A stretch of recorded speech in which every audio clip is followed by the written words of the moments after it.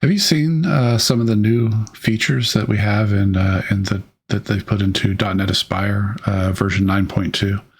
And there's some really cool stuff that they just keep adding more and more to Aspire. So one of the really coolest things that they've added is this graph view of your application. So I've got this application that's running, just a little demo thing that I play around with.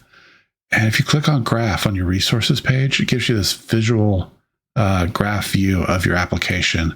And it shows how all of your pieces and parts fit together of your application. And you can do, click on one of those and you can get, the summary view that you would get normally as well. And you can see all the really cool stuff that's attached there. And you can see how it all fits together. It shows you, the current health of each one, and whether they're running, what endpoints it is, the local host thing kind of thing. It's just a really cool new feature that they've added to Aspire in version 9.2.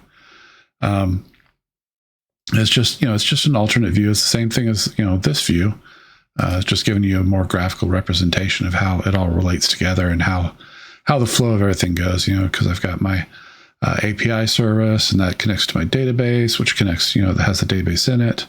And then you've got my web front end here, and I've got a cache attached to my web front end here.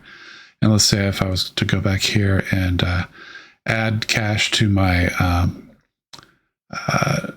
application,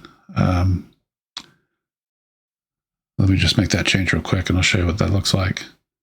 So now I've come back in here and I've added Redis also to my API service as well as my web front end, so you can see the multiple relationships there.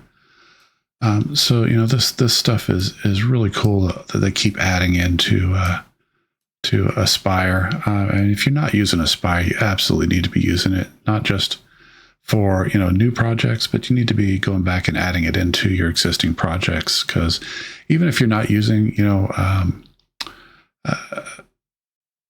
Azure Container Apps or anything like that, just using it on your local front end for development, just for all the resources that it gives you, for the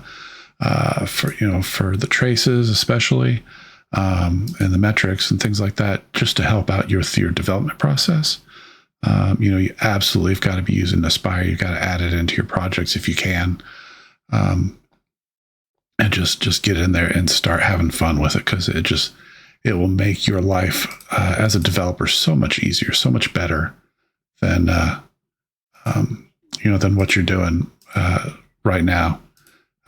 Without it, it's just great, and it just keeps getting better and better with each version. And some of the stuff that it looks like they're adding for version 9.3 that's going to be coming out soon, and then version 10 that's going to come out with .NET 10 in the fall. It's just amazing stuff that they keep talking about and that they keep putting in there. So if you're not using Aspire, get on it, get it going, get it included in your projects, and make your development life a whole lot better.